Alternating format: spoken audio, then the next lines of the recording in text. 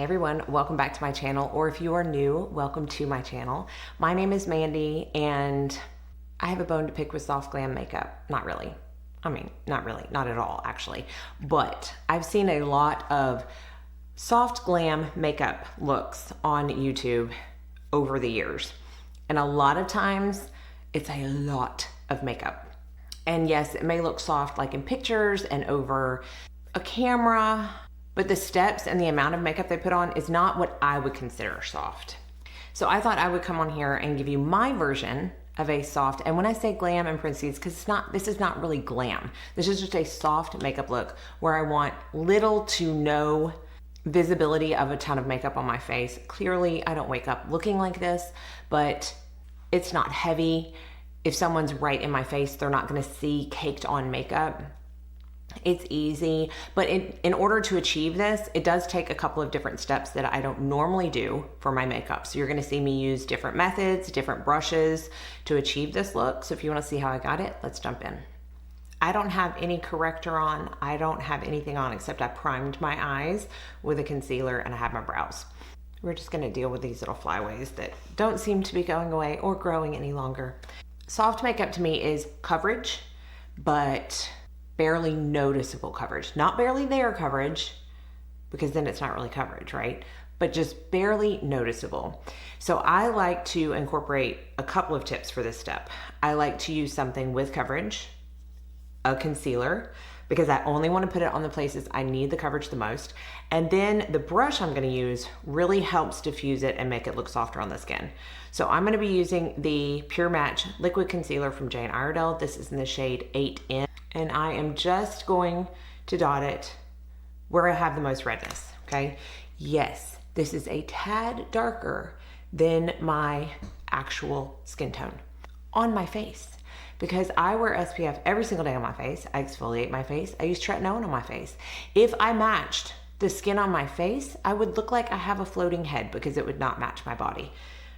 So I'm just gonna start out there and we can build up as needed, but less is always more, especially for a soft look.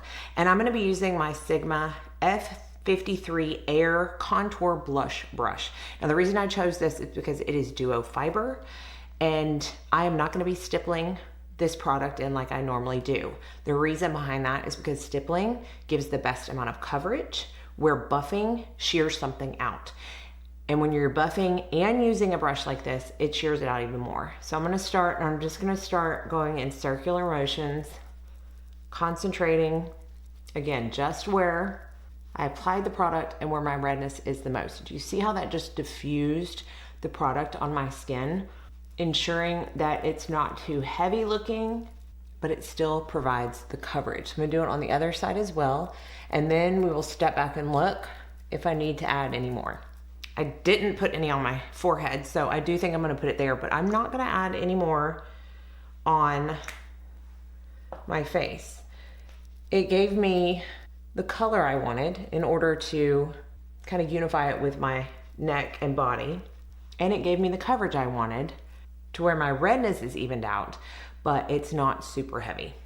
If there are areas of the face where you feel like you need more coverage, like say my chin was a little bit red, I take the product, pick it up off of the doe foot with the brush, which just means I'm getting even less product than if I were to dot it on and then just buff it into that area.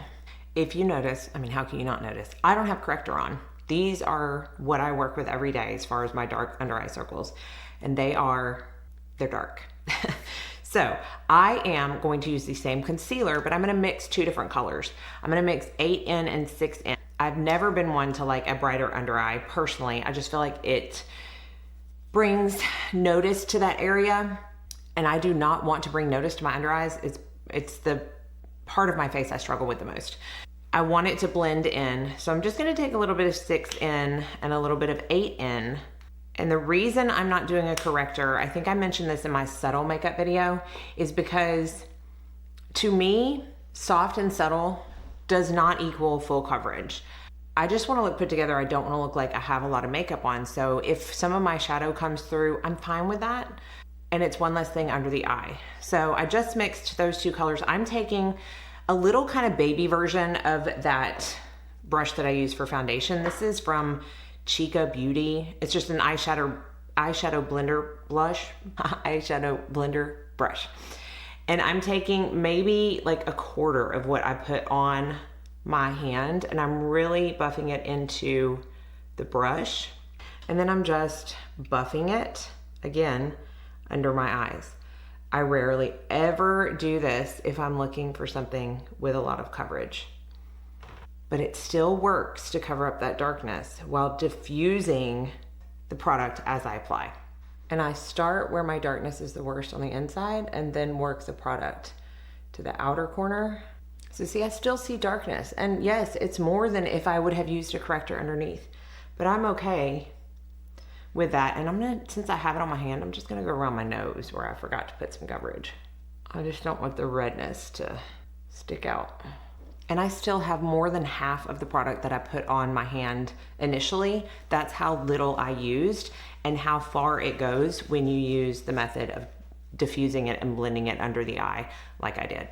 I went ahead and set normally with my Laura Mercier Secret Brightening Powder, but I wanted to do a close-up of the skin before I did anything else so you can see. It has the same highlight that my skin had before I added any product. It's just more evened out. Another tip that I find really helps aid in the soft look is to use the exact same formula that you used on your face to bronze and warm up the skin. What this does is it ensures that they melt together and look as natural as possible versus putting a cream product on top of a liquid product or a powder product on top of a liquid product. Sometimes that can be more noticeable than making sure you have the exact same formula on top of each other. So I am going to use the Jane Iredale concealer. This is in the shade 11N, and it is also not quite as dark as I would normally go for my bronzer, because again, I want this to be subtle. I'm gonna be taking the same style brush as I used for the other two steps. This is an old Morphe brush. It's a G39, which I don't think you can get anymore. But you see, it's still duo fiber. It still has a good bit of give, but it's just a little bit smaller. If I went in with this brush, it would cover too much of my face. I don't want that. I still want the bronzer where I want it.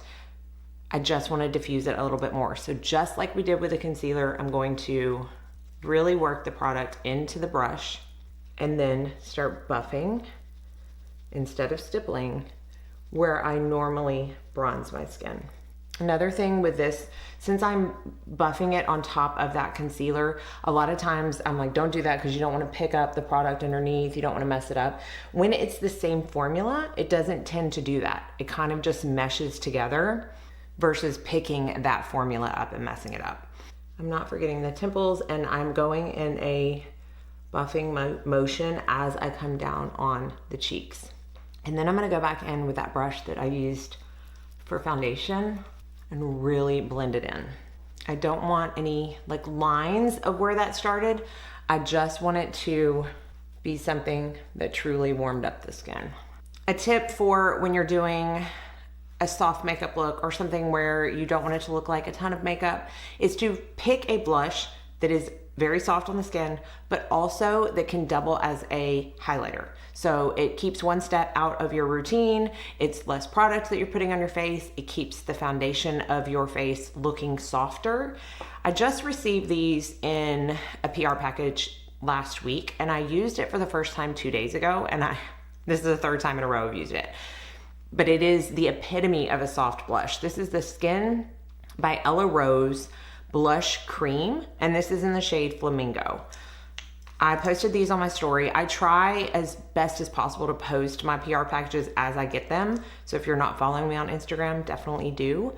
But I swatched this with the other two colors that came with that package, and it's so pretty. So it does come on a doe foot. I can definitely dot it on if I wanted to, and I did yesterday, and it's almost the same effect. But to keep in line with what we've been doing the rest of the video, I'm gonna put some on my hand and pick it up with a brush. Now this is the only dense brush that I'm using on my face.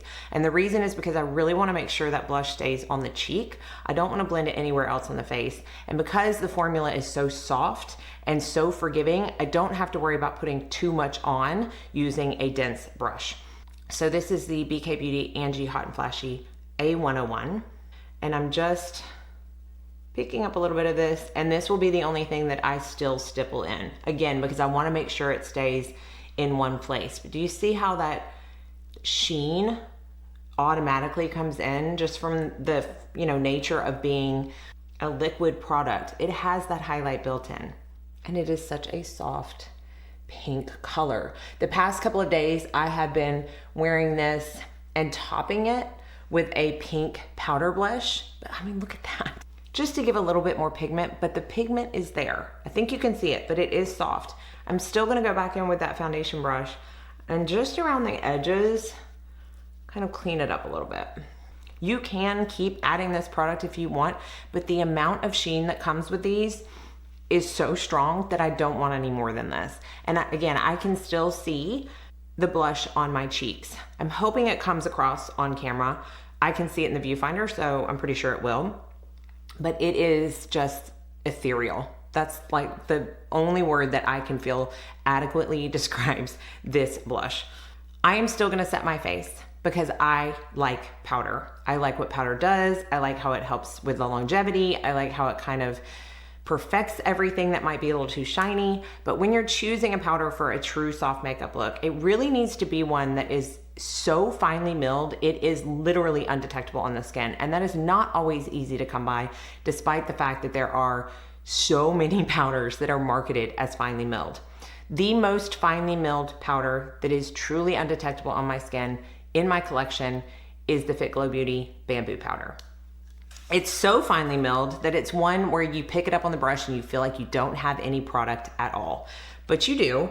And I'm not gonna be using a powder puff, which I often do, because I really just want this to be a veil of powder on the skin. So I'm just putting a little bit in the cap. I'm using my BK Beauty 112. It is a very small, precise, slanted brush that has some give to it. Don't want density at all for this step. And I'm just gonna kind of sweep it on the areas that I want the least amount of shine, which is always in my T-zone, and then on the bottom of my cheek here, literally feathering it on.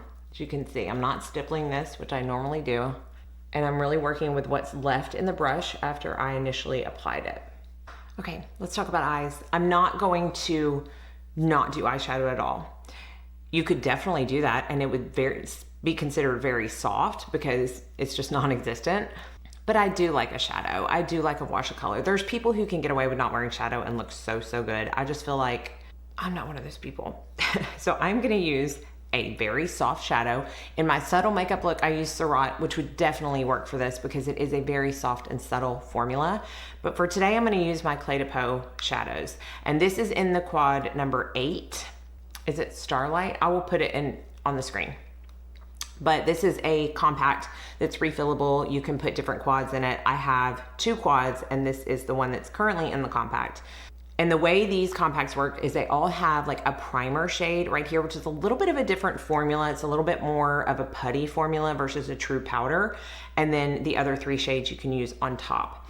So what I like to do is just take my finger with that primer shade, really get it on, and then kind of take it all the way up to my brow. Now, if I were doing a more elaborate eye look with more than one color, I probably wouldn't take it all the way up to my brow bone because it does have a little bit of a sheen. And if I'm using, you know, like a matte in the crease, that kind of defeats the purpose. But for this look, I think it works great. I have tried this step with a brush and I just feel like the finger applies it the best. Now I'm gonna take this light pink shade right here on a very fluffy brush. Definitely matters what kind of brush you use in this step, just like with the other steps, because if you use a dense brush, you're gonna get way more payoff than if you use something fluffy. I'm gonna use my Rephr number 1 Max and literally just sweep that across the lid. A little bit up into my crease. Again, I'm not caring that the whole eyelid has a bit of a sheen to it because I am just doing a wash of color, and that wash of color has a sheen to it. Now, these are so soft and glorious. I took way too long to try these shadows. Everybody I had ever seen talk about them just raved about how beautiful they are, and they really, really are. The formula is a little bit something special, which it better be for the price, but I do find that it is. soft pink goes with my sweater, not too overwhelming. If you are someone who absolutely has to have kind of eyeliner because they feel like their eyes just get lost without it and they need some kind of definition, the trick to that for a soft look, in my opinion, is just making sure that the eyeliner A is on top and not bottom. We're not going to do anything on the lower lash line. And B, it is not an actual eyeliner, not even a pencil, but a shadow, and that you use a brush that's a little, again, fluffier and more appropriate. So I'm going to use the 14 Mini from Rephr and go into this darkest shade. It's not super dark, but it's the darkest in the palette. So that's what I'm going to work with. And I'm going to start on this outer corner and just kind of blend it in as I go. And I'm going to stop about halfway through the eye. Not through the eye, halfway across the eye, so that most of the pigment is out here. It's still giving my eye a little bit of definition. I'm not bringing it all the way in. I don't want it to close my eyes up. I don't want it to become more evident that I have, you know, shadow or liner for that matter on my eyes. And doing it this way really helps soften it and making it less noticeable, but still gives the effect of definition. Again, for mascara, I'm not using anything on the lower lash line, and I'm choosing one that really separates the lashes versus giving it volume. I've said this so many times, I'm a broken record, I know, but with a soft look, going in with a super volume heavy mascara is going to make things off balance, because I don't have much on my face, I don't have much on my eyes. If I then put a ton on my lashes, it just looks like it's not cohesive at all. So finding a mascara that you like with just one coat, because that's all I'm going to use, and also separates the lashes and gives them a little bit of length, is going to be what I would suggest going for. I'm going to use the Jane Iredale Lash Fixation Tubing Mascara. So this is not the volumizing one, it is the tubing. The wand is a plastic bristle versus natural hair, and it is much skinnier. And tubing mascaras in general, to me, separate the lashes better and give a good amount of length. So I'm just gonna do one good coat of this on each eye, and in doing so achieve a much wispier eyelash than I typically have putting multiple coats of a volumizing formula. To finish off the makeup, you know I'm gonna pick a gloss, but something that's a little softer than the opaque glosses that I tend to usually reach for is a lip oil. And the RMS Beauty lip oil in Lucia is perfect for this.